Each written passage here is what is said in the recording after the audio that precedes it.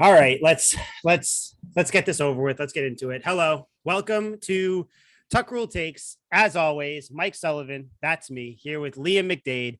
Liam's over there. Liam, I'm not going to ask how you're doing because we'll get into that in a second. I know you're not feeling well, but if you are watching on YouTube, there's an extra little box here. There's an extra little an extra little person here.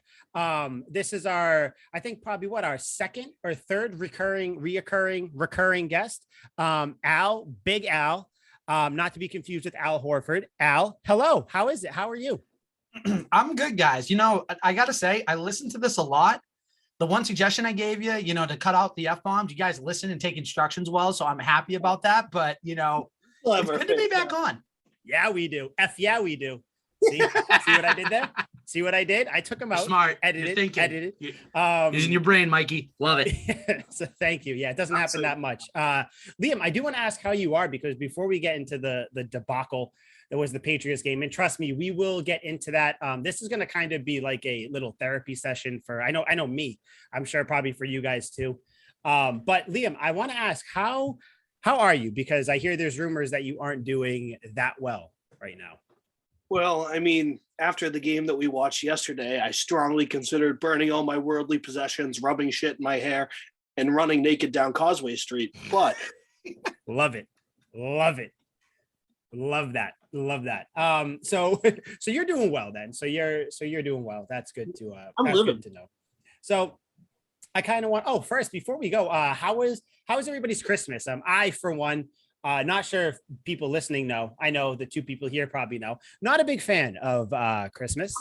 I'm sure it's some sort of subconscious hatred because my birthday is a week before. So I just feel like I've always get passed over for baby Jesus. So I don't know. It just doesn't feel right to me. Your dad went out for cigarettes on Christmas and never came.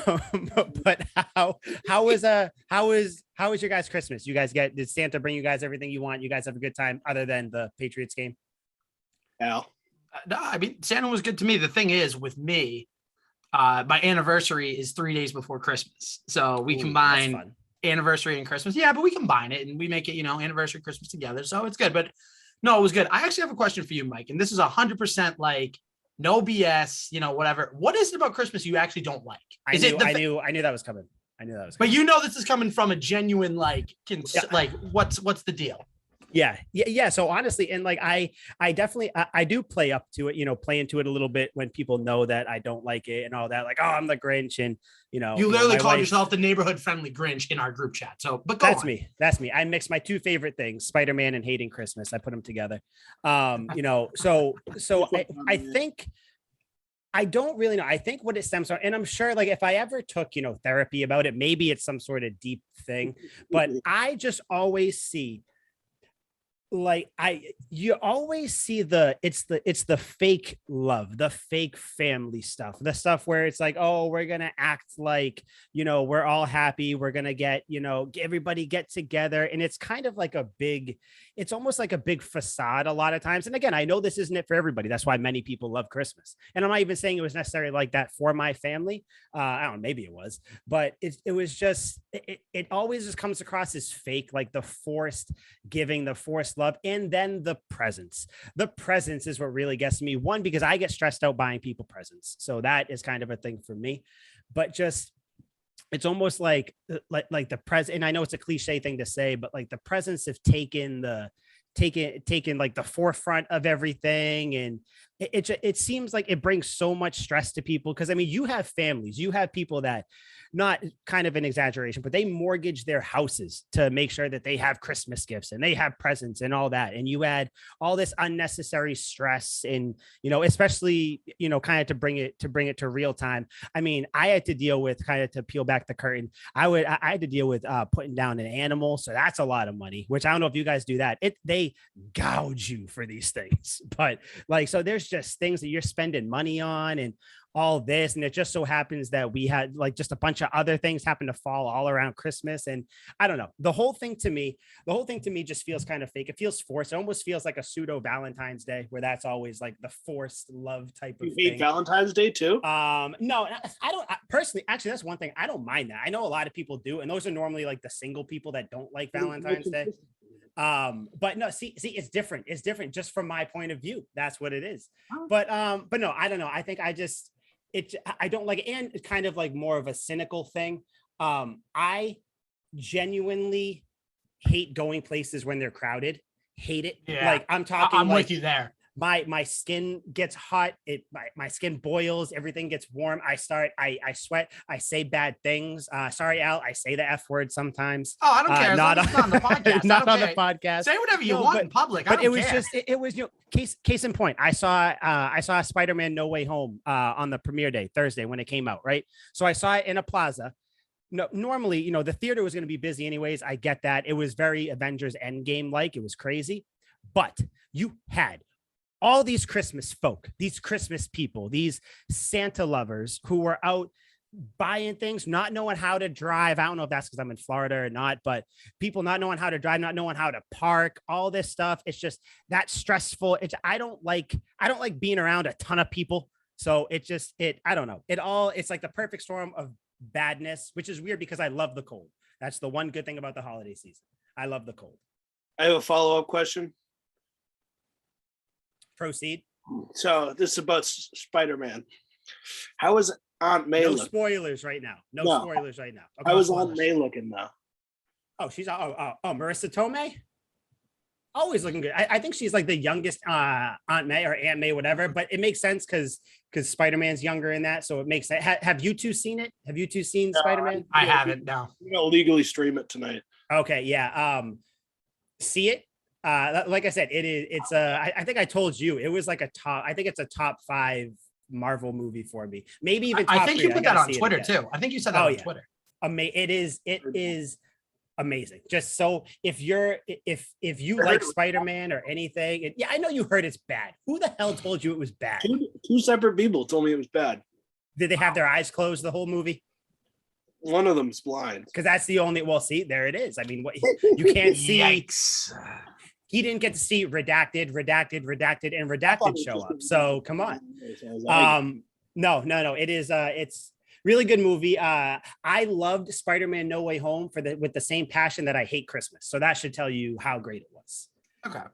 So no, listen, that's fair. And the one thing I'll say about Christmas is this: I'm the type that I would rather give someone a present and see them actually happy than receive something. I feel so weird when I get something. It's like, what did I really do to deserve this? Sometimes I don't know if you guys have felt that way, but it's just I love all the gifts. I don't like getting shit for people. I just like getting stuff. Yeah, I feel like I deserve all the gifts. So I think we're opposites there. Yeah, we might be. We might be. That opposites attract. I mean, what's up? What do you guys think of Christmas movies and Christmas music? Because I'll give you my opinion afterwards. And don't worry, we are going to talk to the Patriots. I'm putting it off for as long as I can because it's just going to be There's not much bad. But what do you guys think of movies and in the music?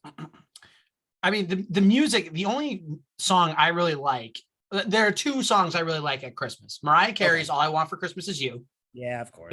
That's a banger. I mean, that's a good song, in my opinion. And then Last Christmas is a pretty good song too. Those are the only 2 I really like. The other ones I can listen to them if they come on. And then for movies, my family and I watch the Christmas Carol every year, but the Muppet version. We watch it every year together. I've never seen that. You should see it. It's very good. Michael Caine, very, very good in that movie. Has a masterful performance as Ebenezer Scrooge. So if you like the Muppets, you'll like that movie.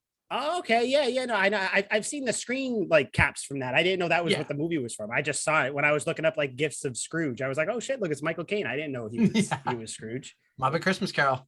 Yeah. Liam, what about you? Do you like the music, the movies? Unless it's being performed by Elvis Presley or Taylor Swift, I do not like the music. Taylor Swift is 50 different flavors of sexy, and Elvis is my favorite artist. So there's my bias there. For movies, though, I dig it. I think they're awesome. A Christmas Story, when it's the marathon all day long, I will watch that over and over and over and over and over until I can recite it line by line, and then I'll watch it one more time. I like Elf, too. Fire me up if Elf's on TV. Growing up, I like the little stop motion, like like Rudolph. I don't even know what those movies are called anymore, but I see him on TV where he Year goes Without a Santa Claus, all those. Yeah, exactly. All that stuff. It just that touches the nostalgic heart right there. So I love all those. The music I could take or leave for the most part, but the movies usually I'm pretty sucked in, and I like to break up my sports with some movies. So you like Taylor Swift's Last Christmas then? I'd like Taylor Swift's anything. If she sang the German Pledge of Allegiance, fire me up. I'll listen to it. Elvis, by the way, don't get me started on Elvis. Oh, I love the king. Boom, boom, boom, boom. I can sing like Elvis. Let's just get that over. What Elvis did, by the way, no, actually, let me. What Elvis did, by the way, he mesmerized everybody with his hips. He came up there with his humming and his humba humba humba, and then all of a sudden he did the with the hips, and all the ladies, all the guys, everybody. Oh my God, we've never seen this, and now all of a sudden he's some sort of classic man. Don't get me wrong. Fine singer, but I'm just saying he's not this once in a lifetime thing. I don't know. Maybe what every woman wants, what every man we are wants. throwing hot takes out there today. Elvis, not good. You're a hater. Wow. That's what you are. I am not a hater of what? Wow. Of what? I can move my hips like that. Elvis and culture. That's what you're a hater of. You hate Elvis and shut up. Hey, listen, I just love the peanut butter and banana sandwiches, so that's the only thing I really like. I mean, I had one literally for dinner. No, It's delicious. Peanut butter and banana sandwich. Not Those are good. Those are good. Just peanut butter sandwiches are the way to go. You put a shit ton on each side, and when your mouth is like that. Oh my! Gotta have a glass of milk though. You need a glass of milk with it. I have a glass of milk, but that sounds like a serial killer sandwich. No, it's delicious. Well, you know what, Liam? Guess what, friend? It very well may be. So ponder that for a second. And to no surprise to anybody, I like a handful of Christmas songs. Elf is really one of the only good ones. You got Elf. What's the other one? The Grinch, obviously a very good one. Wait, but, the Jim Carrey Grinch or the animated Grinch? Yeah, I like the Jim Carrey Grinch. It's kind of freaky. Freaks me out a little bit, but I like it. A lot of people get scared by that Grinch. I got scared by it when he goes the Grinch. Scared the shit out of me. Okay, so we have postponed it long enough. So another thing that scared the shit out of me was this game this weekend. Yeah. 33-21. And let me tell you, it didn't even feel that close. Patriots pretty much lost handle on the AFC East. They are essentially fighting for a playoff spot now, even though their chances of having a playoff spot are very, very high. So I don't think we should necessarily be scared of that. But yeah, 33-21. Nothing was good, guys. Nothing was good. There was one thing that was good. One. Yeah, okay. You know what? We should get that out of the way now. What was the one thing that was good? Liam, I know your one thing. Damian Harris. 18 for 103, 3 tutties. I think Damian Harris might have been the only player that came ready to play, that came ready in wanting to play. It seemed like Damian Harris. I have nothing bad to say about Damian Harris. His blitz pickup, by the way, so much better. And just everything about Damian Harris is good. Liam, what was your good thing? I think I have a inkling of what it is. You guys are so quick to praise Damian Harris. Oh, the running back, he did so good. 3 touchdowns, blah, blah, blah. Is that not good, Liam? No, because he was wide open. He was trotting in open field, frolicking through wide open land because he had Jakob Johnson, the Panzer Shrek fullback, paving the way, wide open running lanes, going in there and leveling linebackers, turning them to dust. Damian Harris barely even had to break tackles. All he has to do is follow this big-bodied man up the middle. Teams don't use fullbacks anymore. Make fullbacks great again. Jakob Johnson, a small bright spot in a dark, dark day.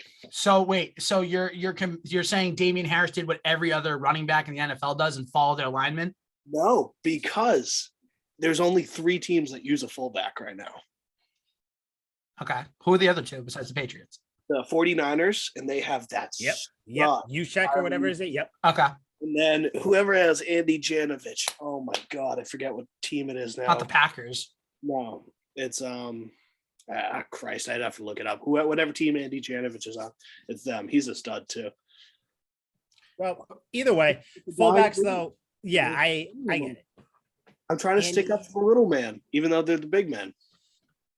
Andy Janovich. Well, see, no, now I need to know. And he is with the Browns right now. Oh God, okay. That makes sense. See, I knew. Oh, poor guy. It was another running team.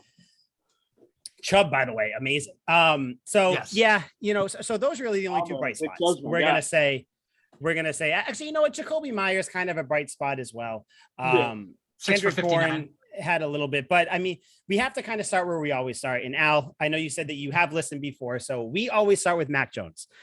Mac Jones, 14 to 32, a buck 45, 0 touchdowns and 2 picks.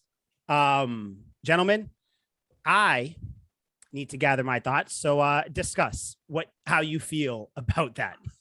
I mean, this was bad. Go, Liam. Go. Really brutal to watch. We were shorthanded. I get it. A lot of dudes got run. Like, he swept through and took out a couple people. I was psyched to see that Bourne was playing because I thought that would give Mac confidence. And one of those picks wasn't even his fault. It was tipped up. And we're going to talk about this. N'Keal Harry. That was all N'Keal Harry's fault. I don't want to throw whole blame on somebody, but that was entirely N'Keal Harry's fault. So while we're still on the topic of Mac, he just looked flustered, like big game, high stakes, and he was supposed to, this is one of those games, you're at home, you're supposed to be composed. It looked like the early Mac Jones in the first couple games in Foxborough, as opposed to the late Foxborough games where Mac was, against the Browns, when he's just crushing it. The field's wide open to him. Every throw's on the money. He's just has the ultimate confidence. This wasn't that Mac Jones. We got early season Mac Jones here. He looked flustered, didn't set his feet on many of the throws that he could have taken his time on. When he didn't have time, obviously, he made some bad decisions as well, which is common with any quarterback. But it's one of those games when you got a rookie quarterback, you kind of got to toss up and go, well, I get it. It's a learning process. You can't expect him to be perfect every day. And this day, it just wasn't working. Yeah. I don't have anything. Well, I got some things, but Al, what did you love Mac's performance, Al? Let me ask you. Mike, here, I'll retort your question with the question. What do you think the answer to that question is? Is there any reason to love? Of course not. There was very little to no reason. Of course not. And here's the reason why. One thing that I noticed in that game, and I don't know if you guys really picked up on it, didn't it seem like the connection with Hunter Henry was a little bit off with some of his throws? And I know it was the whole thing. But I got it in my notes. There you go. He poured it over his head in the left side. And it was, you know what? And here's the thing, too. I understand that the first time the Patriots played the... What? Okay, no, never mind. Keep going. Sorry, guys. Had a little technical difficulty. Keep going. Oh boy. Oh, we're back to those days. But anyways, moving forward. That first Bills game, I mean, I know they ran the ball 46 times. We weren't expecting the Patriots to come out and throw the ball only like 3-4 times. But did it really feel necessary for Mac to throw 30 plus passes in a game where you know that you can get the running game going against the Bills defense? Like, here's the thing. It's a situation where the Patriots running game, that's their bread and butter. It's Damian Harris, it's Ramondre Stevenson, who couldn't, and Brandon Bolden, and sometimes JJ Taylor and whoever else. Then you work off play action. I think if Mac was right around that 20 range, maybe even 25, I think it would have been better. Because think about it. Why are you going away from the thing that helped you win the first time you played the Bills? Yeah, that's the thing I don't understand. So for me, I mean, if this was Mac's worst game, then that's fine. Because I think he did better when he played the Saints a little bit. He was okay in the Colts game in the second half. Yep. This is going to be his worst game, then fine. Rebuild against the Jaguars this upcoming week, and then you set yourself up for a pivotal game in Miami week 18. But yeah, definitely 2 big games coming up. I don't know. I think it's a double-edged sword here because 32 times is a lot against a team that everyone's been running the ball down their throat. Like we saw the Bucs do it. Everyone. Leonard Fournette kind of crushed them when they played like a week or 2 ago. And obviously we destroyed them, embarrassed them when we played. So, and the results show Damian Harris, 100 yards, plenty of tubs. So I think that you got to pass with Mac to keep the defense honest. Like you said, 25 sounds like the sweet spot. That sounds like the good number. It's hard for me to unless he actually threw it 25 times and we saw the result. Maybe we win that game. Maybe it's a closer game. We'll never really know. But I like that they put the ball in Mac's hands. It just wasn't his night. And like I said, with a rookie, we'll take it. I like that they did that because hell, it was one of those things where me and Mike talked about it last week. The Bills are expecting us to run. What if we run it again 40 something times? What if Mac only throws 2 more times this one? And like, I'm sure the Bills coaches all week, they're like, what if they just do that again? That was the most embarrassing thing we've ever seen. And what if they just do it again? So now, the Patriots kind of have to outdo themselves a little bit. They're like, all right, we're going to have Mac throw. We're going to try and trick them. We're going to run a lot of play action and stuff like that. And I just think it didn't work out. You talked about the Hunter Henry connection. It just wasn't there. If he connected with Hunter Henry a few more times, I think it could be a different game. And those were just like the key plays that Mac didn't hit, which swayed this ball game in a very bad direction. Yeah. I mean, I think I pretty much agree with both of you guys. Al, I only heard like a little half of what you said because for some reason my headphones I got for Christmas decided to shit the bed for a second. So nah, it's okay. People don't like listening to me either. It's all good. I get it. Pardon me. Yeah. That's really all it was. I was just like, cut. Al's talking again. I understand. So pardon me if I happen to repeat something you said about the Hunter Henry connection. It brings it back to kind of a more of a macro view on this whole team. I think the Patriots are the Patriots offense. And again, this isn't to diminish any criticism they should get, they deserve or anything. Patriots offense right now is a year ahead of schedule because I think you have so many new option or new pieces in there. You got Mac Jones, Hunter Henry, Nelson Aguilar, Kendrick Bourne, and Jonnu Smith, to name a few. Ramondre Stevenson as well, if you want to throw him in there too, even though he didn't play. It's just one of those things where the growing pains are going to happen, not just with Mac Jones, but with his connection to the receivers. And I was watching that wide open Hunter Henry play, and the person that was dissecting it was kind of just like, it's the same thing. Just Mac thought Hunter was going to kind of, break his route out a little bit more of a post. He didn't. He kind of cornered it off, and it like the connection, it just wasn't there. And it just so happens this is happening in a game where you needed that connection to, come back and everything. So it just seems like the perfect storm of Mac Jones kind of going through the rookie struggles. And it just so happens that's when the Patriots needed to win these 2 games and they didn't. It's definitely not anything that I'm worried about Mac Jones moving forward with. I think this happens, again, the cold weather does seem to, I don't know if it bothers him, but he needs to learn to play in the cold weather.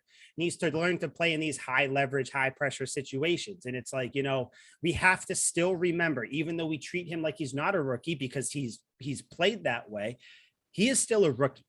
And there's still the growing, like just your growing pains, especially on the Patriots. When people say that, Randy Moss was there, you had people there who say that this is one of the most intricate offenses to learn. And you don't think it's like that for a quarterback who coming in? Doesn't matter that he's coming out of Alabama and he's kind of used to that pro style system. It's just a huge learning curve. And, to be 9-6 right now, I am trying to polish a turd because I have a lot of negative things to say, but to be 9-6, like, let's kind of call it what it is. You're in the playoffs. You're in a playoff spot. You're probably going to make the playoffs. You have the same record as the Bills. Everyone who said they were going to run away with the East, like at the end of the day, what's the cliche? You are what your record says you are. Patriots are a 9-6 team right now with 2 games to play with a rookie quarterback. I mean, I don't know why Patriots fans are all of a sudden crying poverty and acting like the sky is falling and stuff. It's like going into this year, if you took your Patriots sunglasses off, which I didn't when I made my prediction of 12-5, but if you took those off, you kind of like, if we ride with Mac, it's going to be kind of a bumpy year. I think there were people saying we don't even know if we're going to make the playoffs or anything. The Patriots started to rattle off wins. And I know with Liam and I, it was easy to. We fell right back into the Patriots. We run the world type of a mentality, right? So do you think it's something like Mac just still doesn't have a firm grasp of the playbook? Because I didn't hear any of that when we went on that winning streak. It looked like he kind of had a whole handle on the thing. No, not even that. Not even that. What I kind of think, I think he has the grasp on the playbook. I think it's just the fact that, when he plays these really good teams in weather that he's not used to, he has to speed up his thought process with that playbook. So I think he has a good grasp of it. Weather, that's for sure. I think what'd you say? It wasn't Bama weather, that's for sure. No. And again, that's something he's going to have to learn to play in. So no, I think that he has a grasp on the playbook. Like, let's not, I see people freaking out like, oh God, should Mac, I saw someone put a poll on Twitter, should Mac sit a couple years like Aaron Rodgers? And I'm like, oh, get out. Shut up. But yeah, it's just, I don't know. It's one of those things where I think he's just kind of going through it. He's seeing that when you play the top teams, he's a rookie quarterback. So he has to just, go through he just has to be better. And I think that will come with time. I'm not worried long-term. If he was like this the whole year, maybe, but we saw him make good decisions. We saw him make good reads, go through his progressions against good teams too, even though maybe they lost one, whatever happened. Yeah, I don't know. I'm not worried about Mac long-term, but he sucked yesterday. And not great. And just a few things to go off of what you said, Mike. First of all, your 12-5 prediction, I mean, it went away in week 16. So you were right there. Close. It's pretty close. Yeah. Like even I said at the beginning of the season on my podcast, Legends Lingo, like 10-7, 11-6. That's fine. And 12-5 is gravy. Like everything else, it's icing on top of the cake. But you think about it too. I think a lot of Patriots fans were so blinded by this because let's look at the winning streak for a second. You beat the Jets, you go to 3-4. You beat a Chargers team that at that time people were saying we're going to take a jump. You win on the road. Now you're 4-4. Now you go to Carolina and you're playing a Carolina team that at the time was looking pretty good. Okay, you win that game. They were undefeated at the time. They were not undefeated. They were not undefeated. They started out 4-5-0 anyway. They started out like 3-0, and then they were. Yeah, I think definitely at least 4-0. I think it went 5-0. They played them in like week 8, bud. Okay, well they were damn good anyway. They were good. That's the whole point. So they were good. So then you're 4-4. Then you get Cleveland coming in. Cleveland, they're expected to be. They were neck and neck at the time for a playoff spot. You beat them convincingly. Yeah. Then you have. Let's see, who was after the Cleveland game? Then you have Tennessee. You beat Tennessee without Derrick Henry, without Julio Jones, without A.J. Brown. And they're the number 2 seed in the AFC right now, if I'm not mistaken. Yep. And then you beat the Falcons. And then you beat the Bills on the road. Another team that's in your own division. So I can see why, and I'll wrap this up. I know I'm ranting, but that's what we do. I honestly marveled how good you were with that schedule. I always mix up the games with that one too. Come on. I got a pretty good math brain. I will say that, but anyway, I don't. But you think about it, you're 9-4, you're on top of the AFC. And this is coming from one of the most realistic Patriots fans and realistic sports fans you'll ever meet in your life. Like, even I was like, wow, this team's really showing me something. And if they could somehow beat Indy and win 8 straight, and then you're 10-4 going into your last 3 games. Huge. That's what we were saying. It would have been huge. But here's the thing. Like you guys have said, and Mike, I'm so glad you said it because a lot of Patriots fans should be saying the same thing. Mac Jones is a rookie. They're a year ahead of schedule. They're going to be fine. They're probably going to go through the Jaguars because they have 11 guys on the COVID list right now, and James Robinson's out for the year, an Achilles injury. Yep, I saw that. And even so, right, then you're 10-6, and if you get some help, like you won't even have to worry about really that week 18 game in Miami because then you'll be 10-6, and then these other teams, like the Chargers, like the Colts and everything else, you just need them to either lose a game or whatever. But the point is, beat the Jaguars, then you set yourself up really, really well for weeks 18. Yeah. And I mean, that's the thing. That's the thing. If Miami loses tonight, by the way, as we're talking, they haven't kicked off yet. But if they lose tonight, Patriots win next week, clinch the playoff spot. Yep. It's that easy. So, I mean, I don't know. I don't want this to be like, not everything was bad. Like, obviously, I come in where my one bright spot's the fullback. Okay, there was more than one bright spot at an almost dying position. Now, I think shut up. I think the defense was stellar. Like, truly, like, yes, they did the best they could and fell apart toward the end. Like, as much as you can do for a defense being out on the field, as much as they had to do, our offense 3 and out. 2 picks, multiple, just drives that didn't work. At some point, the defense is going to get tired. We stopped them in the red zone. What was it? They went for it 4th down twice. What, Al? What do you have? Time out a second. Yeah. Did all 3 of us watch the same football game? Did.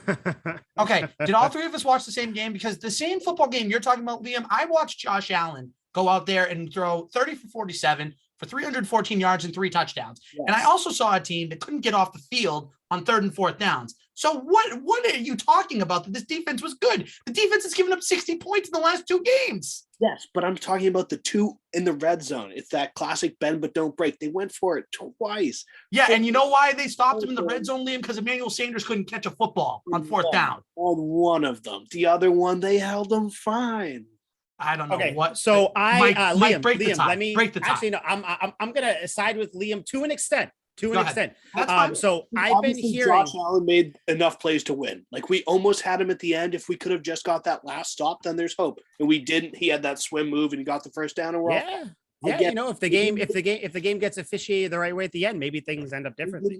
Oh, we're gonna talk about that next because I want to go off on that one. Yeah, no, I think that's what we do. Liam, sorry, talk, my friend. No, you're good. They just didn't make enough plays. And I think a part of it is the defense was out there so much they're probably gassed.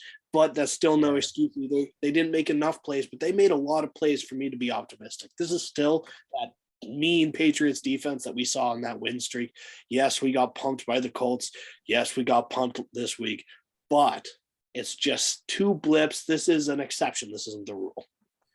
Okay, so I kind of kind of has to do with that, and then I have a couple things on the defense because it was a very up and down game for them in my eyes. I don't feel I don't know how you guys feel about this, but I feel better after this loss than I do after the Colts loss. The Colts loss, to me, there was very little to really take from it. This loss, at least there was some good things. One of the good things, people, and again, I don't feel great after this loss. I don't feel as bad after this loss. I should have put it that way. The one thing about this game that I see that it's a narrative that's coming out that is very wrong is that the Patriots didn't get pressure on Josh Allen. I see people, if the Pats got, pressure on Josh Allen, the game would be different. They pressured Allen on 40.8%, almost 41% of his dropbacks. The issue was not pressure. The issue was tackling him when you get there, because getting pressure means nothing if you don't tackle him. And the coverage did not hold up at all. What that brings me to, Miles Bryant, Al, I don't know if you know, you will not find a bigger Miles Bryant podcast than this one. Oh boy, then you guys aren't going to like what I have to say about him. No, that's fine. Then let me get out in front of it. Miles Bryant, up until this game, been playing really well. Again, he's an undrafted dude coming in, all this stuff. He's playing pretty well for what he's doing, hitting people, tackling people, all great. With Miles Bryant, yes, Isaiah McKenzie technically burned him, but he kind of didn't, because if you look at all the plays, and this kind of leads into my bigger point, why, if there's any reason that Patriots fans should be worried, it should be this. But all McKenzie's routes were more of your just slants running across the field routes. If you have inside leverage, you run. I'm sorry, it doesn't matter what corner you have. Nobody is catching a kick returner running full speed across the field, especially when you have linebackers who were in the middle of the field who weren't picking him up and running with him. At that point, it's a sprint, and Miles Bryant isn't the fastest guy. He's quick, but Isaiah McKenzie is very quick. He's not Tyreek Hill or anything. And I'm not trying to say Miles Bryant doesn't deserve criticism, because he does, but a lot of Isaiah McKenzie's plays were just streaking down the field or streaking to the side and things like that. Or coming out of, bunch formations. Miles Bryant is on one side, he has McKenzie, and then McKenzie just immediately runs into the flat. Bryant has to try to catch up to him. There is not a safety, corner, anybody in the world that can catch up to him. But again, hands on him though. I want line of scrimmage. I want hands on him. No, they could. But the thing is, he was trying to do that. If you watch a lot of the plays, he was getting his hands on him, and then then McKenzie would break inside and just streak across the field. So that's one of those things where then you start to play off. He wasn't be drafted, so. And then he starts to do that. I don't know. So it's one of those things. What that comes to, and I want to hear what you say about Bryant. What that comes to, and I want to touch on this a little later. The thing that worried me about this game, there were no adjustments made. This game and in the Colts game. The Patriots used to be the best in-game adjustment team in the league. They have not made any adjustments at all. You have McKenzie torching Bryant running across the field. There's only so much he can do. Why not change the coverage a little bit? Why not do this? Last game, you have Jonathan Taylor eating you up. There's nothing you really do. It just, the offense looked stagnant yesterday. You don't do anything to where were the jet sweeps? Where were the play action? Where were you creating plays? The only play you created was another flea flicker that took freaking forever to develop, which I don't know what the hell is going on. Flea flicker was my favorite play. Now it's just not working. But Miles Bryant, though, I think he definitely deserves criticism. I don't think he deserves to be torched. I think he should. He has played very well this year, especially for what he is. But, Isaiah McKenzie, just the matchup, the Bills had the plays they were calling were coverage beaters. And again, the Patriots did nothing to adjust. Nothing. Al, get me upset about your take about Miles Bryant. Well, damn, I don't think I can, because you just took all the fun out of it for me. But anyways, boom. So no, let me ask you guys a question, because I will say you guys know more about formations and packages and stuff more than I do. So let me ask you this.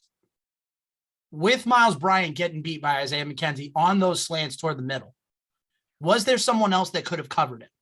So that's what I'm wondering. Okay, so that's actually something, because I know, Liam, you're not on Twitter as much as I am. And I know that's kind of a bad thing to say as a 30-year-old. I'm on Twitter so much, but there's a reason. It's because of sports. So I watch Matt Chatham. I bring him up almost every other week. Matt Chatham breaks down a bunch of plays, because he has a very level-headed take it, like in everything. And kind of a lot of my takes are extensions of his, because what he says makes sense, because it is a very, kind of common sense way of looking at it, or not overreactionary. There were so many plays where McKenzie would streak across the field, and he's right on that line of where the linebacker could kind of hip check him a little bit and it wouldn't be a flag. But with how the flags are being called nowadays and everything, the linebackers don't do that anymore. So now the linebacker has to choose to either run with the guy or try to take the back coming out of the backfield, or spy Josh Allen or something like that. So it looked like every play that he was breaking down, that other people were breaking down, the linebacker did none of that. So it was literally just McKenzie full sprint running across the field, running away from someone. That's what a lot of it looked like. Now, again, but it doesn't mean, Bryant could have kind of lined up a little bit more inside, and that kind of goes to a larger thing, that there were no adjustments. Like, no one told him to do that if he couldn't think of it himself.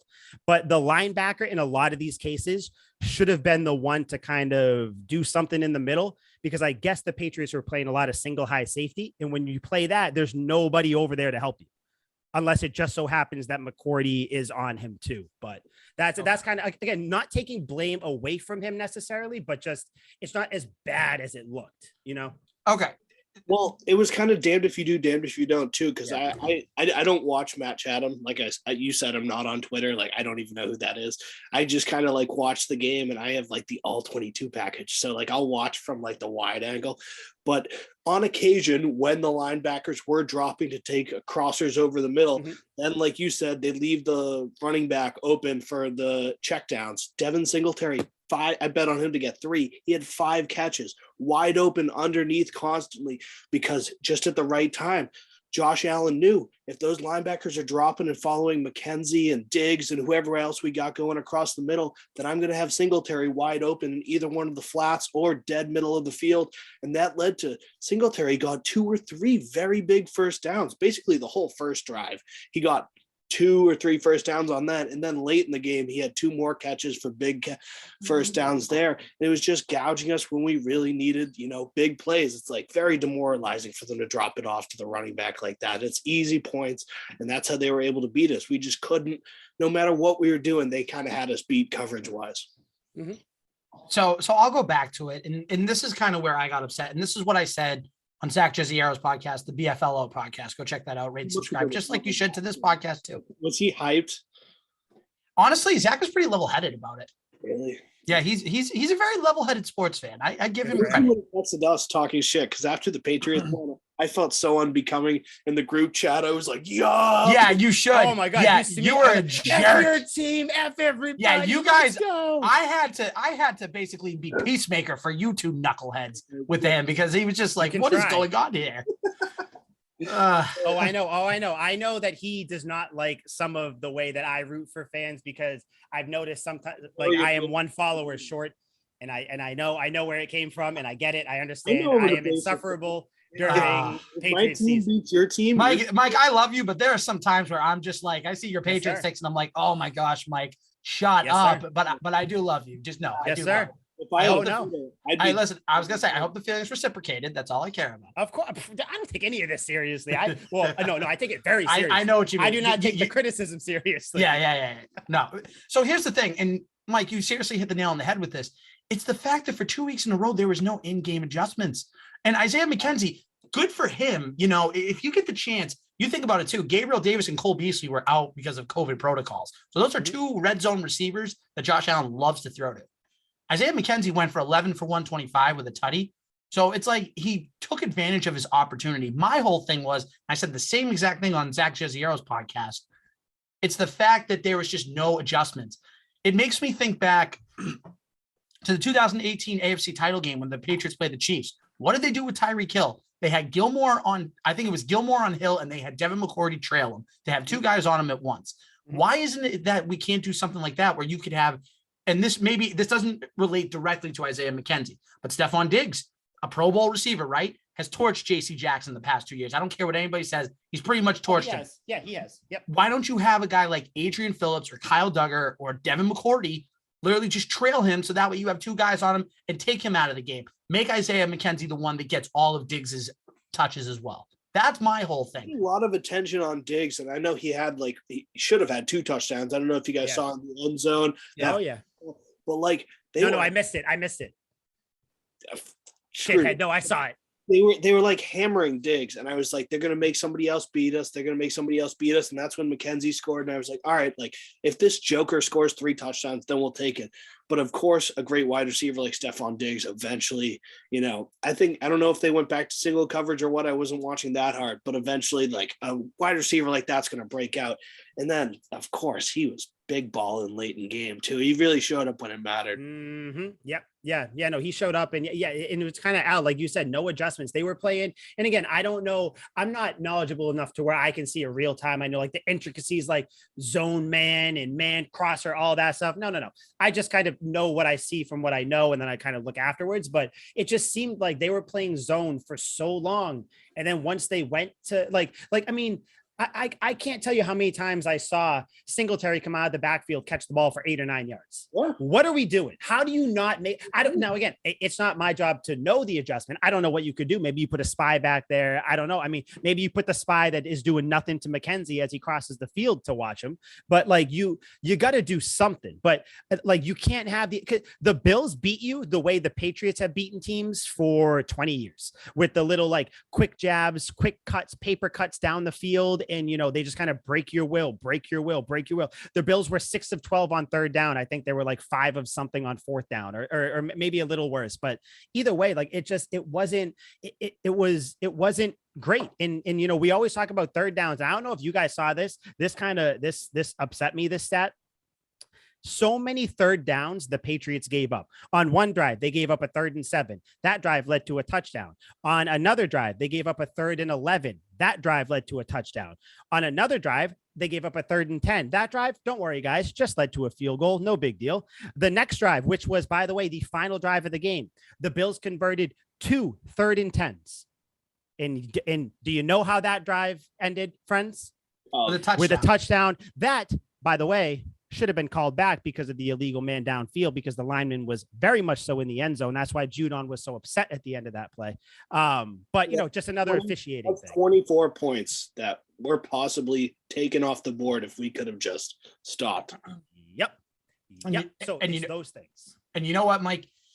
There are 3 moments for me when I knew that this was not going to be the Patriots' day. There are 3 specific moments I remember from the game. Well, the first one involves Devin Singletary. It was early in the first quarter, 2nd and 10. Allen throws just a little, I would say like a check down pretty much to Singletary. Kyle Duggar has him for a tackle, which would have been 3rd and 6. Instead, Singletary breaks that tackle and gets a first down.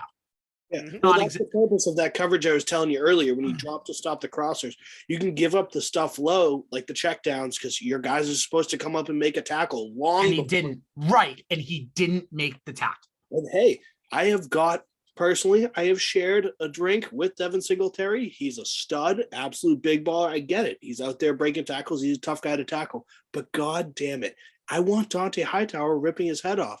I want Juwan Bradley. It was Duggar that didn't make the tackle. That was actually funny you bring that up, Al. That's when I knew too. Because when it was the first drive, it was when Singletary caught it at the 43-yard line. He took Duggar and Hightower for 7 yards to the 50-yard line. Yep. What do you do? Kyle Duggar, who, Liam, how many times do we say Kyle Duggar just lays people out? Not then. He ran up to Singletary like this. And he tackled and high. hugged him. I'm sure he made some stupid noise when he tried to hug him too, because that's what it looked like. I have play tackled my wife harder than he tried to tackle Singletary there. Wow. I'm fired up. You're getting me all pissed off about this game again. It's getting intimate. I like that. It's funny. God, I'm sorry, but Liam, I'm sorry. That was basically my whole point. It's you just failed to make the easy plays. That's how the Dolphins beat the Ravens a couple weeks back. Play blitz, play deep coverage. Don't let everything over the top. Make them throw short and make the tackle, and let your corners make plays on the ball. We couldn't do any of that. Well, by the way, speaking of corners making plays on the ball, the number 2 moment when I knew it wasn't going to happen, J.C. Jackson. We were waiting all day long for Josh Allen to make a mistake. He finally makes a mistake, and J.C. Jackson makes that mistake. And it wasn't even a mistake because, he's a Pro Bowl corner for a reason, but you got to make that play. Then he gets the ball to the Bills. Mr. INT. I know. And J.C. Jackson Island, all thinking he's Darrelle Revis. But anyways, if he makes that interception, you get the ball in Bills territory. And the third one, and people are forgetting about this. It was 4th and 7. I think it was the third quarter, and Christian Barmore jumps off sides. So now instead of 4th and 7, and I feel bad for Mike. I feel like if I mention one more thing, he's going to jump out the window. I remember it, Al. I know you do. That's why you turned your chair around. I know. But then it becomes 4th and 2. And then of course they convert it. All you have to do is just sit and wait. And then they're probably going to punt. Definitely going to punt. It's those 3 moments. And another moment too, that I'm thinking about it now, was the Mac Jones first interception. You think about it, it was tipped at the line of scrimmage. N'Keal Harry, by the way, can the 3 of us agree that we're going to send him on a rocket ship to the moon? Yeah, we got to address N'Keal Harry while we're all fired up right now. He's bad. I hate him. That was the most minimal effort play I've ever seen. He's running his route, and then the ball's coming. He's like. Do you guys want to know? Do you guys want to know what percentage of offensive snaps he played yesterday? I would guess. Oh, I saw it was high, right? Wasn't it 95%? Oh my God. Of offensive snaps from N'Keal Harry. Should have chalked it in right there. If somebody had told, before the game starts, if somebody from the future goes, N'Keal Harry's playing 95% of the snaps, I'm going to look at that time traveler and go, we fucking lose. And go, we lose. That's the thing. No, I saw that play too, because when it happened, you see it tip and you see him put his head down, and then obviously gets picked off. I remember because I was watching the game. It was day after Christmas, so I was watching it with family. I was watching it with my father-in-law, and I was like, what the hell, N'Keal Harry? He was like, oh, that one's on Matt. It was tipped, but yeah, this not. I was like, no. I was like, yeah, but watch the play. So they showed the replay, and as it happened, he was like, oh yeah, it gets tipped, and the ball goes 30 feet in the air, straight on up. All 3 of us could have caught it. That's how soft it was. I could have ran from Kraft's box. I don't know why I'd be up there. Probably tell him to change the defense or something. Run all the way onto the field. Probably high five the cheerleaders, and I still could have knocked the ball down.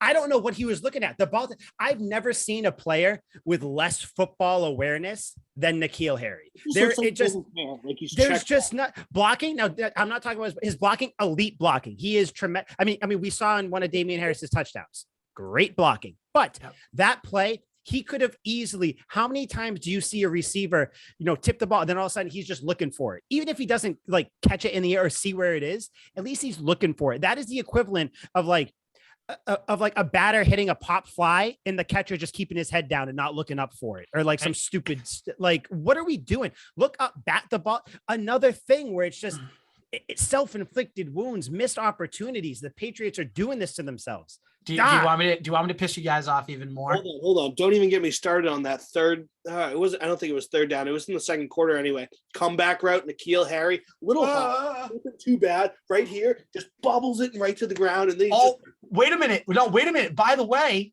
2 things. One, remember when N'Keal Harry requested a trade before the season started? Greatest day of my life. I thought he was gone. I did too. Second of all, we forget. I don't think we forget, but we're forgetting it now because we're so fired up on energy. But you think of that second thing, right? What was the play right before the interception? A throw to N'Keal Harry that he dropped. It was right in his arms. Okay, so that's what I'm thinking of. So that's the one. I forgot that was the play. It was right before, and it would have been a first down. They would have kept moving the ball. That's cool. I'm sorry, Liam. What were you saying? Sorry. But I was just so I did remember that correctly, where he had that terrible drop. And then the second one was the pick, where he literally just kind of does the Queen's wave. He's like, how did that move? Terrible. It's embarrassing. It's like that's who we have to start at wide receiver. I get it. We're down bad. But where's the old Patriot way where it's like next man up, where they would sign Austin Collie, who's like a 10-year veteran with 18 concussions. He comes in and catches 2 key first downs for us. Instead, we got jackass N'Keal Harry who's staring at the ball after he dropped it like, oh, I totally was supposed to catch that. It's like, yes, you fucking doofus. Go block, catch the ball. I don't know. Yeah. So what I was thinking, Al, you did. Let me just take a quick pause, guys. Al, you did mention that we are kind of energized. We do have a little bit of energy in us right now. You know what N'Keal Harry probably could have used? Probably could have used some shocked energy. Probably could have used shocked energy. Now, I don't know if you have been listening to this podcast, people out there listening right now, which is weird because we're talking, they're like listening in the future. It's very weird. Someone needs to send N'Keal Harry all the shocked energy. Go to shockedenergy.com. It's simple. CGSN at checkout, 10% off. You get as much as you want. Tell your friends, send it to them. Send them. I know Liam and I talk about the watermelon flavored box all the time. Yep. That's kind of watermelon. I'm a watermelon guy too. Let's go. That's the one, because normally watermelon things, they don't taste good because you can't really get the flavor of watermelon, if we're being honest, other than the Sour Patch Kids. You can't really get them, but they seem to get it, and it doesn't taste like artificial or anything. It really does kind of taste like you're tasting like a watermelon in drink form. Again, someone go to shockedenergy.com, shockedenergy.com, CGSN at checkout, 10% off. You need to do that because not only do we need to be energized for this Jags game, we need to send it to N'Keal Harry because he needs to be energized for the Jags game as well. Again, I don't, maybe it'll shock him into life because I don't know what's going on with him. The drop play though, by the way, I completely forgot that the drop was right before the pick, which was a cool little thing you just reminded me of. I liked that personally. Thank you. You're welcome. That's cool. But yeah, I don't, you're welcome. I don't know what, I don't know what goes through his head. He should have batted it down, and then who knows what happens. The drive goes on. I don't know. N'Keal Harry probably drops another one. Who knows? But just I don't know. That wasn't what we wanted out of that. I would say that's kind of what contributed to the Pats being 1 for 10 on third down, by the way, which was another cool stat I saw. He's a disgrace to Cam Newton's old number. Oh God, Cam Newton. Oh yeah. Hey, by the way, real quick, Liam. Let me ask you something. Do you think I feel like we're going to argue. Do you think Cam Newton wins you that game yesterday? Oh yeah. Definitely. You saw how close he was. Okay. The second Cam Newton is so bad. He's so bad. Brian Hoyer would be better than him. I'm not holding back anymore. They can't stop the run game. With Cam Newton, the run game is infinitely expanded. Deadly. Quarterback runs, read options, pitch options. The playbook's wide open. Bill's playing with like a Maserati. Like he's got a nice car. But if you got Cam in the playbook, you're playing with a Rolls Royce. I mean, you're playing with something with a little torque to it. So I think just because the Bills are so weak at running the ball, with Cam Newton, Damian Harris would have had the same production, and Cam would have added another 50 yards and another tub, and it very well could have been a different game. We dictate the pace. No. Yeah, Al, you can take this. I've tried to fight this man for the last 3 weeks. I don't know what Cam Newton has on him. It must be some sort of a blackmailing situation. There's no doubt. My life's an open book. So, Liam, let me ask you a question. You really think now the one thing that I can agree with you about Cam Newton is this: he gives you the element of running as a quarterback. I agree with that. I understand that. Great. Literally the best running quarterback in for running plays. Obviously Lamar Jackson's the best scrambling, make crazy plays, but Cam Newton, if you do a designed run in the red zone, he's scoring more times than Lamar Jackson. Great. But let me ask you this. Let's say you have a 3rd and 7, 3rd and 8, 3rd and 9. Who would you rather have throwing the ball, Cam Newton or Mac Jones? Throwing the ball. I mean, okay, yes, Max. Thank you. Oh, thank you. Prototypical pocket pass. Thank you. You just proved my whole point. No. No. You just proved my whole point, and here's why. It's a small vacuum. No, but here's the thing. You need to be able to make throwing plays in the NFL as a QB. And ask Lamar Jackson. Lamar Jackson, great quarterback, great scrambling quarterback. Can he make the throws when he needs to? I don't know. Patrick Mahomes, he has it both. He's mobile out of the pocket and he can make those throws. Josh Allen, same way. Cam Newton cannot do that anymore. That's what I'm trying to get through. And it's not a hate. I like Cam Newton as a guy. He's a really good guy. I think everybody does. He's like very likable. He's like the best teammate. Yeah, he works hard. He does what he needs to do. He bit the bullet for us in 2020. It took us to 7-9 as opposed to being like 3-13. Yeah. But here's the thing. Look what's happening in Carolina right now with him. And I know this is a Patriots podcast, but we're just going to say two quarterbacks. If you play two quarterbacks, you have no quarterback. Why do you think he's playing two? Why do you think that? What's it? Matt Rule, right? Sam Darnold the bag. Why do you think he's playing two quarterbacks? If Cam's the answer, he'd be playing him, no problem. No, because they have to commit to Sam Darnold. They traded for him and gave him money. Yeah, well, guess what? They can say to him, hey, guess what? We're not going to win anything this year. We'll get you ready for 2022. You just toss up all that dead money. Teams don't do that. If you have a lot of money tied into a guy, you're kind of fucking stuck with him and you kind of have to play him, especially as a tryout to get him to another team. What if he only played Sam Darnold? Sam Darnold balled out, and then you should cut Cam. No, but if you have PJ Walker as your backup. If Cam was so bad, they would have just fucking cut him. I would have cut Cam. They would have, but he's not bad. He's that entire offense. I'm not saying he's bad. I'm just saying he's not as good as what he once was. Okay, I mean, he's not what he once was. Bad. He can't throw the ball anymore. He can still run. You can use him, like Liam said, you can use him in those red zone situations where you can call an option and he can run to the outside.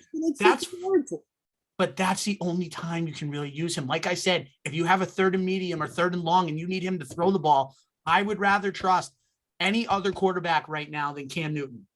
I would rather Baker Mayfield than Cam Newton in that specific situation. Last year against the Seahawks, Cam Newton throws for 400 yards, a couple really nice deep passes. What is that? Just disappear? Is that just gone? Apparently, because I haven't seen it this year. Because he's not put in the right situation. Look at these clowns that he's playing with. Brian Burns is on that team. They're apparently not hiring good players. No. Don't mention Brian Burns because Sully's going to go off for 20 minutes about him. He has COVID. Poor gentleman has COVID. I don't know. COVID must have entered him through the ankle. I bet Matt gave it to him. Matt gave it to him when he twisted the ankle. Sully. That's what it was. I heard you can transmit COVID through ankles now. It's crazy.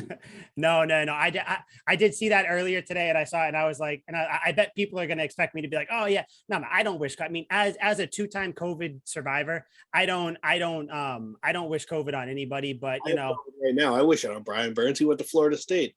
But I mean, Brian Burns, by the way, we are the most anti-Brian Burns podcast you can hey, Mike, just remember one thing as you're going forward. Liam McDade literally admitted that on 3rd and 7, 3rd and 8, 3rd and 9, he'd rather have Mac Jones and Cam Newton. Just remember that.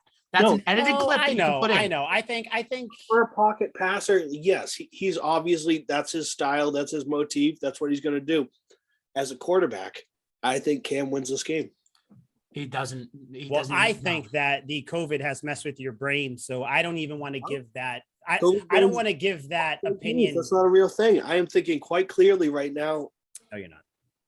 I don't want to give that opinion any more time. I'm waiting for the day that you do come to your senses and you see the bright side, because you're on the dark side right now. I get it. Dark side's tempting, a lot of power, really cool, but you got to come to the light side because it is, I don't know what Cam is doing. Whatever Cam Newton has on Matt Rule, he has on you too, because there's no reason he should be a starting quarterback. There's no reason you should think the way you do.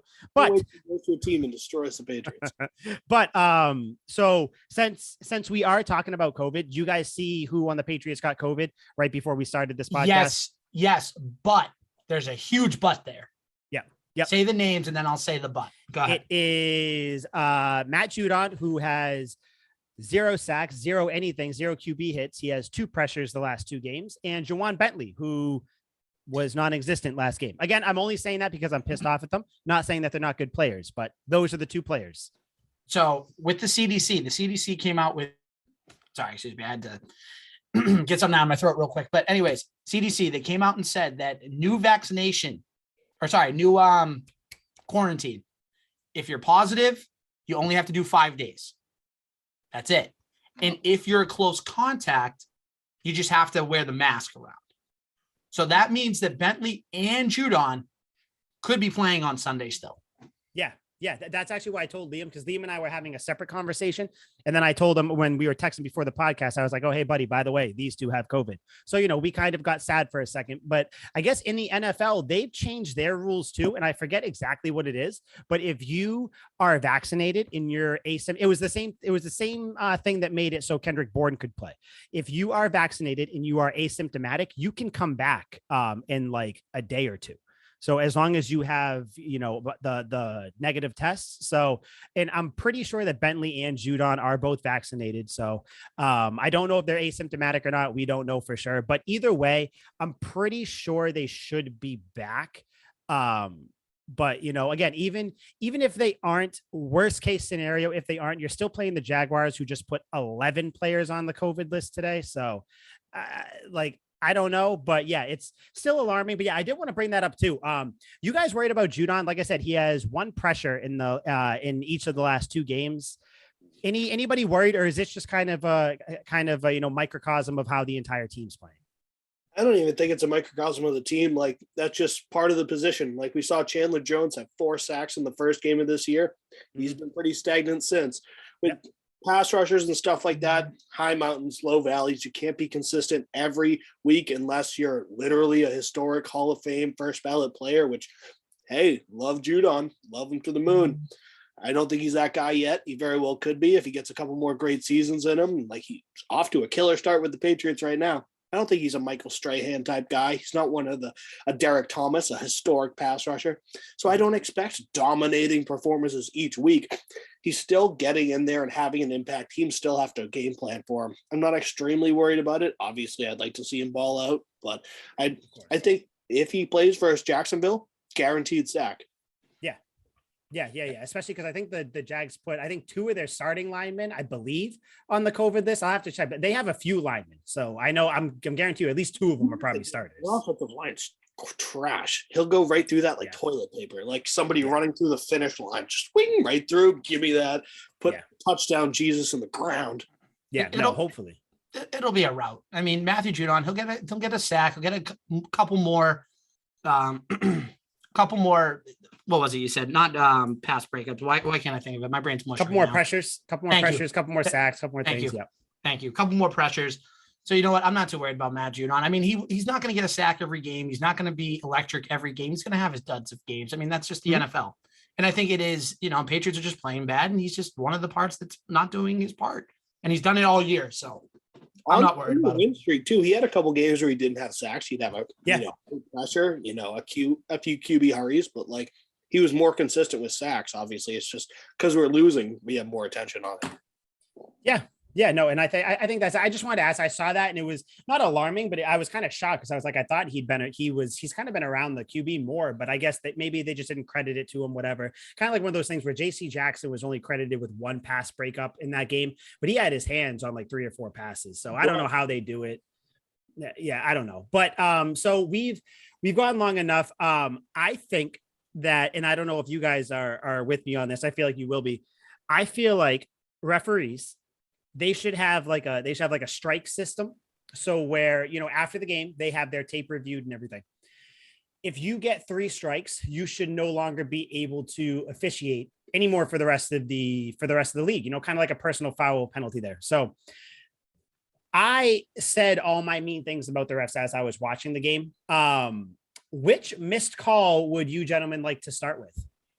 Or what bullshit call would you guys like to start with? Because there are a lot of them. I mean, the obvious one. Let's talk about the Mac Jones out of bounds play. That's exactly me. Yeah. And Al, my shot to the same place. I'll take the floor on this one. Yeah. So that play, by the way, guys, that play was actually a 30-yard swing because this is why. Because that whole play happened. So Mac Jones, just if anybody forgets, maybe because like you got blackout and you just didn't want to remember it. Mac Jones scrambles. It was almost for a first down. It was like right around there, I believe, or something like that. Whatever. That's neither here nor there. Runs out of bounds. Jerry Hughes grabs him by his nameplate and pulls him down. I'm not going to say he dragged him down because he would have had to go down with him. He grabs him and pulls him down. You see people saying that, oh, Hughes was trying to get his balance. Hughes was trying to prevent Mac Jones from falling. Well, hey, dumbass, he wouldn't have fell if you didn't grab him. And if you look, Mac's leg, his left leg gets kind of curled up underneath him, so much so that he had to actually take off his knee brace right after that happened and run back in because it got so mangled because of the BS that Jerry Hughes did. Referees called the flag. They threw the flag, all that fun stuff there. They're over there huddling. I'm like, yeah, this is going to be good. We get an extra 15 yards on top of that. So that's awesome. Good stuff there. They pick up the flag. What does Trent Brown do? He's for some reason jumping around, talking shit to the Bills or whatever. He gets called for an unsportsmanlike 15-yard penalty getting pulled back. So instead of a 15-yard penalty for the Patriots, they get backed up 15 yards. I thought that was Andrews. I thought that was David Andrews going up into his teammate's face. That was a whole nother play, Al. That was when Mac Jones ran for a first down, slid, had a Bills defender dive at him. David Andrews. That's right. Friend. See, I was talking about this too on the way home after the game. I wasn't at the game, just where I was watching it. And I was like, oh shit, I'm sorry. I forgot. There were 2 missed calls on Mac. Yeah, because I had the same thing. I thought the same thing. But yeah, they called that on David Andrews as well. It's just one of those things. So yeah, what do you guys think that the flag should have been picked up on the pseudo horse collar that you saw out of bounds? So Liam, you said I could take the floor because I do have a lot to say on this play. By all means, my skin's crawling. So I do think the Jerry Hughes Mac Jones play, I think it was a play where if you take a look at it, from the look of it, it looks like, and I'm not saying that Hughes was holding up Mac Jones, but there was no point where I thought he was like trying to like hurt him or anything like that. And I think Mac slipped a little bit. Now, with that being said, why is Jerry Hughes' hands on him out of bounds in the first place? That's where I have the gripe. And then not only that, Trent Brown, he's had a tough year in New England. He missed like a lot of time at the beginning of the year. I think he missed the first like 5-6 games because of like a calf injury or something like that, calf strain, whatever. But like, that's something where he's like 5 yards away. He's just moving around. Like, why are we really calling a penalty? And then to build off the other one, because this is the one I want to talk about too. Like Mac Jones, he rushes for a first down. They hit Mac Jones, and then David Andrews does what any knowledgeable, sensible offensive lineman does, gets in the face of the defense, and he gets flagged. He gets flagged for taunting, and those are offsetting penalties. Like, what is the NFL officiating doing? That's where I was like, I was just baffled. But to go back to it, the flag should not have been picked up. It should have been a 15-yard penalty. Should have been Patriots ball in the Buffalo 38, and the drive. And the drive continues. Yeah. Yeah, no, I agree. And you mentioned intent, which like, yeah, sure. Like, I know that obviously Hughes probably didn't mean to like, pull him down. Like, yeah, I'm sure he meant to obviously put his hands on him, just kind of, let him know you're there and all that stuff. But my issue with it is that this is the same league that has a tripping penalty, which how many times is a tripping flag called when the lineman or whoever didn't mean to do it? Or how about a face mask where you see the player grabs and then immediately releases because he didn't mean, or, the intent wasn't to hurt him and all that stuff, but they still call it. There's so many plays that, hit to the helmet. That's one of the big ones this year. Like, the intent obviously isn't to do that. Just the other player goes so low. So I get what you're saying, and I agree. Yeah, Jerry Hughes definitely wasn't trying to, his intent wasn't to hurt Mac or anything like that. No, but no, it wasn't, his intent wasn't like Mac Jones when he grabbed Brian Burns. That was intent to hurt. Break his ankle. Clearly, he alligator rolled him too, like they do in the UFC. But no, I think, but intent to me, that shouldn't go into how you call a flag, because if that's what it is, the refs are taking way too much power into their own hands, which they already are. But if you're going to start calling intent and everything like that, how about when a defensive lineman lands on a quarterback the wrong way and you think it's roughing the passer, but the intent wasn't to or hurt him or anything. It was just to tackle him. It's just one of those things where it definitely shouldn't have been picked up. Yeah, I watch a lot of recently. very deep into the rabbit hole because I am a ferocious gambling addict and I try and get any step on any game that I can possible. So I've been looking at Tim Donaghy's book. He's the old NBA ref, and he coached a bunch of suspect games and ended up going to jail for fixing games and betting on games that he was ref, stuff like that. And he talked about the way it works in the NBA, and he talks about how he has a few friends that are refs in the NHL and the NFL. And he says it's a little different in those leagues, but it's kind of the same process. So I go off what he says and kind of loosely base it on other sports. And I think it just all depends on like what the officials want, who they want to win, what videos are sent to the officials before games, because refs are sat down and they're graded on the games they did before or the weeks before, and they say, all right, last week you were reffing and you missed this call, this call, and this call, and then they'll send a separate video and they'll go, all right, next time you're reffing the Patriots Bills game, so when this comes around we need you to call it this way, and this way. And sometimes those aren't correct calls, those aren't normally how you would call the game, but they're like, you missed these, so you need to put a hard emphasis on them this time around. So I'd have to look and see what the last game that these refs had, that maybe there was a similar situation, the league was kind of pushing it, or maybe they wanted the Patriots to lose in some sense, maybe for money reasons. I don't know. Buffalo's not a big market, so that's why it kind of confuses me. The Patriots are a bigger market than Buffalo would be because they have Boston and a bunch of other cities in it. But it just all depends. Like, it's all with the refs, it's kind of a fixed game, a mixed bag, and it's all really suspect down the board. So it's like there seemed to be a lot of really suspect calls in this game that clearly swung in favor of Buffalo for whatever reason. I think that was just the higher up sending it down. And unfortunately, the refs get the shit for it. And yes, they carry through. They're the four horsemen of the apocalypse, basically. They're doing a bad thing, but they're sent by other bad people, and they're just kind of the messengers. They're the patsies. That's all they are. Yeah. And so I hate them for carrying it out, but unfortunately, it's a league-wide issue, and that's just the way these things are going to go. And it's dirty and it's suspect.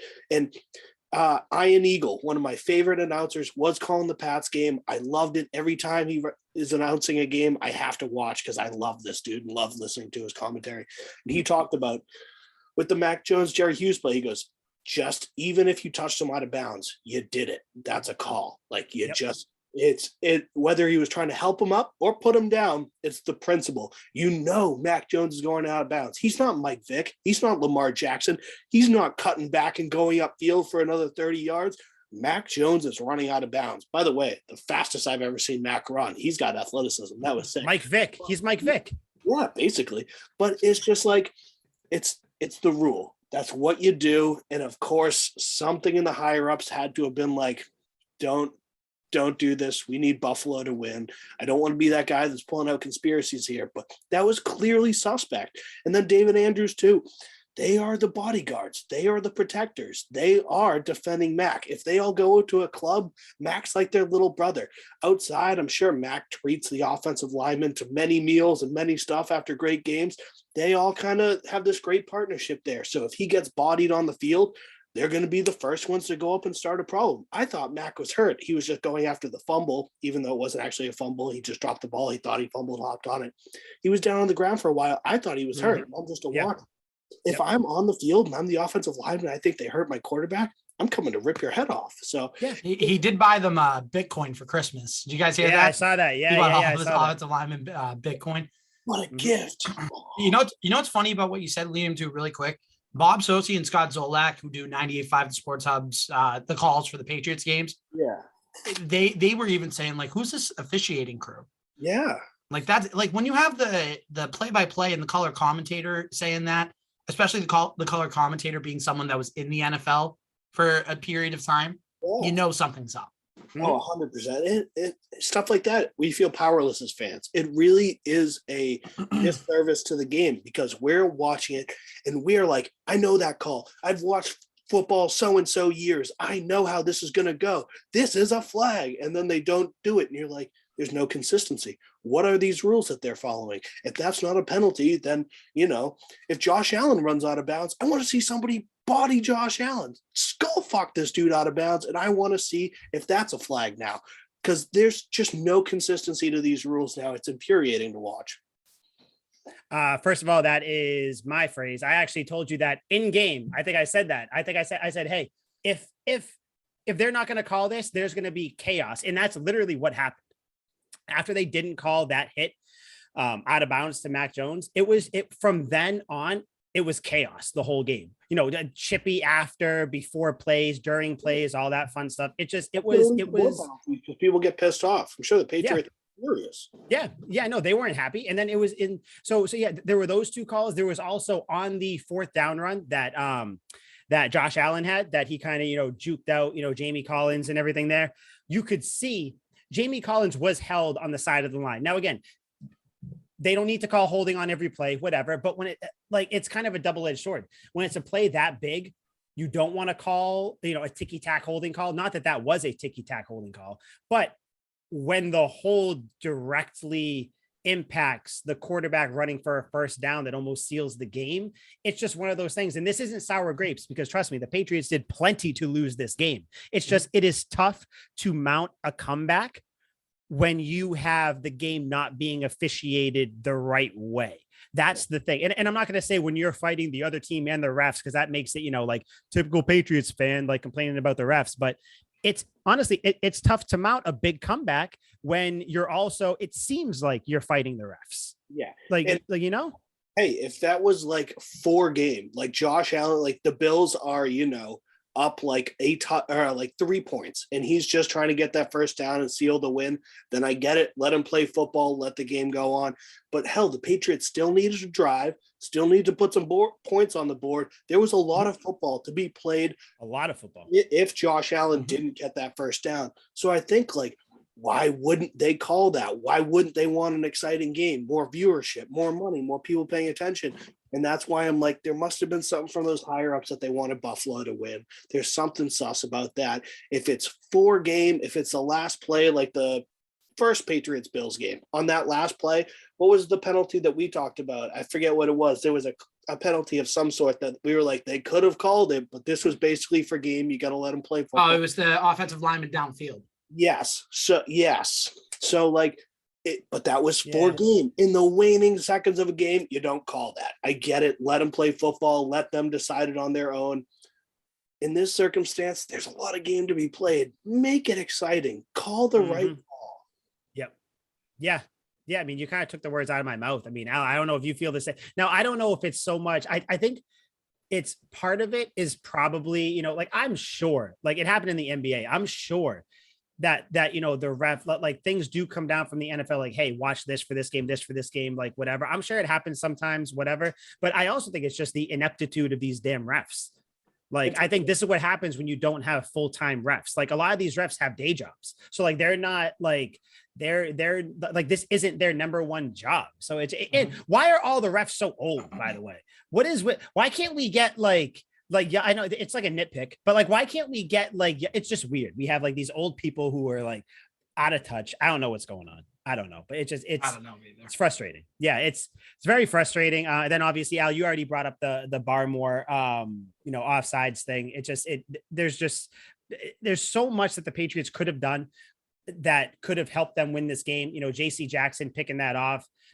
There was 7 minutes left in the game. Who knows what happens after that? But yeah, I don't want to talk about this game anymore. I think this was pretty much a full systems failure from offense, defense, and coaching. Like I said, the one takeaway I'm taking from this game, and I'll ask you guys what it is for you guys too.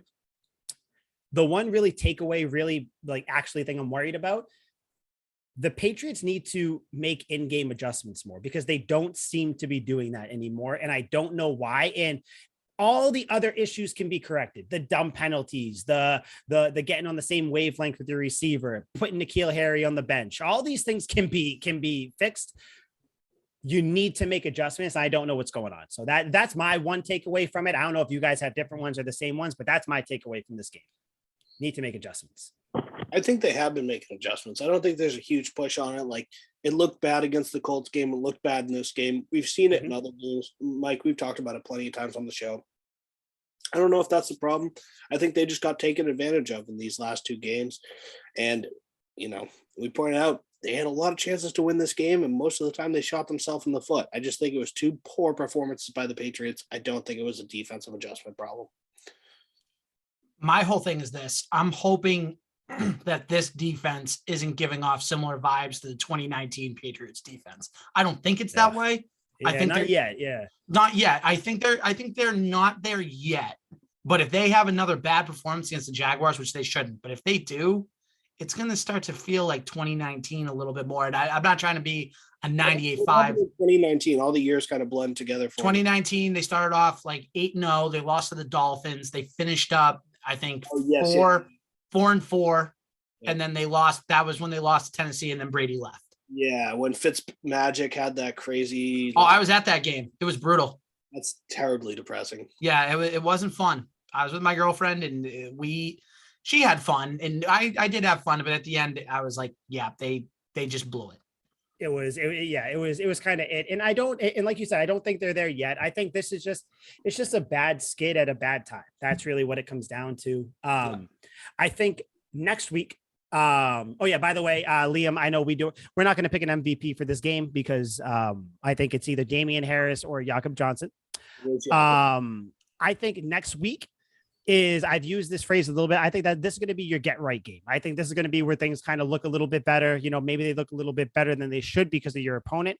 Patriots playing the Jags next weekend. Not going to be that much time talking about this because I think this is going to be, it's the last home game. I think this is going to be a pounding. I think this is going to be a rout. I think Mac Jones looks better. I think the offensive line looks better. I think, assuming Aguilar is back, I'm assuming the receivers look better. I think, like you said, Judon gets sacks. I think this is going to be a big one. I think this is going to be, I don't know, we'll go 23-9. I think it's going to be something like that. Al, you want to give yours? 34-10, Pats.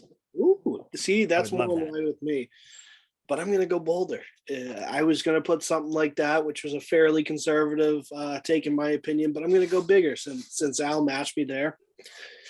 42-3. I think it's a kicking. I think Trevor Lawrence is ass. Like, I think he's really bad. So I think the Patriots just go in there and smash on them. Or actually, no, it's in New England. So even more. In Foxborough, baby. Even more convincing. Jacksonville's coming up here to the frigid weather. They're going to be tough shape. No, I agree. I think, Trevor Lawrence is also a rookie. We got to remember Belichick is like, I forget his record, but it's insane against rookies. Now, other than the Jags game, and I think I know we're kind of looking over this Jags game, and I don't want people to think that we are, but we are, because I don't think this is going to be a close one. Matthew Slater came out today and he said, we got to kind of, we got two paths. We can either, let this affect us, or we can put our feet down and fight. I think they're going to fight and beat the ever living shit out of the Jaguars. Macro, big picture, kind of before we get out of here, what are your guys's a kind of just outlook on the season, kind of moving forward? What do you guys expect? Have your expectations changed? Kind of just a quick little summarization of what you feel right now, which I'm sure isn't great, but just, let me know. Season as a whole, I'll give it one word: promising. It's promising toward the future. Yep. You're ahead of schedule. I mean, like I said, it was going to be a 10-7, 11-16. We got spoiled by that 7-game win streak, but you know what? Yeah. As long as the 9.5 over hits, which it should this week with Jacksonville, thank goodness for that. Air high five, Liam. Very well executed, by the way. And, it's a situation where next year you're going to have Jonnu Smith, Hunter Henry, Kendrick Bourne, Nelson Aguilar in the system for year 2. They're going to be better. They're going to know the playbook better. And I think they're going to add another wide receiver. I would love a guy like Allen Robinson in free agency. I'm just saying, a number one receiver. That's the rumor. Yeah, that's the rumor. Yeah. And I think they should get younger on defense. I was looking today, a couple different Patriots sources said it, get a middle linebacker. Could help. Just get younger and faster on defense. Got a problem with Hightower? I love Hightower, but he's probably going to be gone in a year or two. So you want to have that foundation. Probably going to be gone. Yeah. Van Noy will be gone after next year. And I love Kyle Van Noy. Love. There's nothing not to love. Yeah, I agree, because I think that he's already started the getting younger process on defense. I think that's kind of where he's going to build his next dynasty, is on defense. I think offense, you really only need to add one piece or something on offense, I think, because they're just going to kind of grow and be fine. Liam, kind of everything going on. How do you feel about it? How do you feel? What do you think is going to happen? What do you think's going on? I mean, are you still, cause I don't know if I am anymore, but are you still, we're going to the Super Bowl. What's going on? How do you feel? It would be so unbecoming to just jump off the train now and say, oh, I was wrong. We're not going to the Super Bowl. So we're going to the fucking Super Bowl. I think we are. There we go. I love it. I love it. I mean, I love it. Yes, this has been a 2-game rough patch for sure. I think, like Al said, we're a year ahead of schedule. No one was expecting this. So if this was like middle of the season, then I kind of chalk this up and I'm like, all right, we're a year ahead of schedule. We'll see what happens. But no, we're at the end here. Like we're damn good team. And there are so many problems with so many other teams, and me and Mike talk about it every week. The Ravens have everyone hurt. The Chiefs look suspect most weeks. All the Chargers, I'm not worried about them. So we look at the other teams, and there's no one that particularly worries about me. Now Brady and the Bucks, all their players are gone. Yep. That was supposed to be the team that would meet us in the Super Bowl. So it's like, it seems like it's wide open for every team in the league. I'm not ready to jump off the bandwagon yet because the playoffs are a completely different season. Everything starts over from scratch. There's no one I trust more come playoff time than Billy B and that defense. No one has been there as many times as Bill. No one loves the playoffs as much as Bill, and he will never show you that through his emotionless, grim face, but he loves that playoff atmosphere. And hell, no rookie quarterback has ever been to the Super Bowl. There's also no team that's ever won the Super Bowl in overtime, except for the Patriots when they did it, the Falcons. I think if there's a first time for anything, it is with the New England Patriots. If there was ever a time for a rookie quarterback to go to the Super Bowl, hell, maybe not win. I think we're going to the Super Bowl. If we go there, then I'm probably going to say we're going to win. But hell, I think there's a strong chance we still get there. I'm not worried about any of these other guys. They say Derrick Henry might be coming back for the playoffs. Bring it on, King Henry. Bring that lumpy ass foot out here and let's see what you can do. Because Liam, you looked a little stressed when you said that. If you're stressed, go to exogun.com. 10% off the code CGS10 and check out Exogun. You're damn right. See, I could take that on the trail too, but that's not the point. I'm just not concerned with any of these other teams. Of course, I like, are you guys worried about any of these other teams? And that's my point. If you guys can find anyone, like the Chiefs are the main enemy. There are unvanquishable ally, but they look so suspect at times. I'm not worried. Super Bowl. Yeah. I mean, so Liam, my issue is just when I think I'm out, you pulled me back in, baby. You put oh my God, I want to spin, but the cord will get caught around my chair. Your little soliloquy, your little amazing rant there. What that did for me, the confidence built. It built down below, the love below. It started to build up, and now you see it. You know what, Liam? This happens every year with these teams. I've been watching the Man in the Arena with the Tom Brady thing. Happens every year. He's like, oh yeah, we got crushed by the Steelers this time. We faced them in the playoffs. We bashed their heads into the ground. That was what, that they played the Colts, lost, they won. Teddy Bruschi, come in here. We're going to bully you. You want to change the rules? We'll beat you then too. You know what? I think this win solidifies that we're going to go far in the playoffs because Belichick is going to beat this team into the ground. Matthew Slater, David Andrews, Dante Hightower, Devin McCourty, you think that they're going to let this team just fall off like this? No, they are not. I'm going to spoil the answer for you. No, they're not. The Patriots right now, to answer your question, Liam, as well, I've answered it before. Only team I'm really worried about is the Chiefs, but Colts, I mean, I know you love Carson Wentz. I'm not really worried about them. I know what they just did to us. I know it. Whatever. Anybody else? The Steelers, Ravens, Bengals. Joe Burrow. Get out of here. Yeah, you dummy. I don't even know who else. Miami? No, not worried about Miami. The Bills? No, I'm not worried about the Bills either because guess what? They had to beat the Patriots. They needed to have an almost perfect game. The Patriots need to have an all systems failure, and the refs had to play, take backsies with the flags. So no, you know what? I am not as confident, but I still, the train is still moving forward. I still think that this team is going to get to the AFC Championship game, and I will dissect who they're playing then. If they're playing anybody but the Chiefs, it's Super Bowl. Of course. And like it looks like right now, obviously, if it were to end right now, I think we play the Bills in the playoffs. It's like round 3. I trust Bill. Absolutely trust Bill. It's like go with the sure hand and the person who's done it many times. Last year, Saints sweep the Bucs in the regular season. Come playoff time, Tom Brady comes in. He's been here many times. He wasn't downtrodden that he got shut out by them one time and then, lost both games, comes in there, whoops that ass, goes to the Super Bowl. I think the same thing for Bill. Done. I agree. And you know what? We are going to end on a high note. Okay. I think that's what's going on. It's been a rough couple weeks, Patriots fans. Fret not. This happens all the time with Patriots seasons. Every single season, they have bad losses, all this stuff. This next game is against the Jaguars. Go to sleep happy because this is going to be a relatively easy game.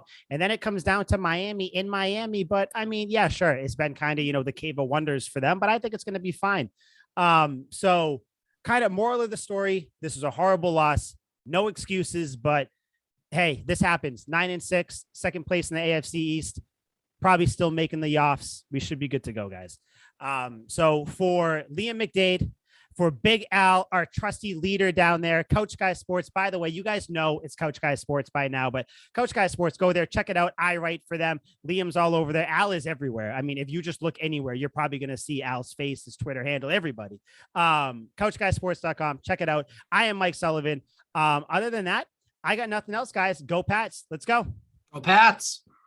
Sweet feet. Sweet feet.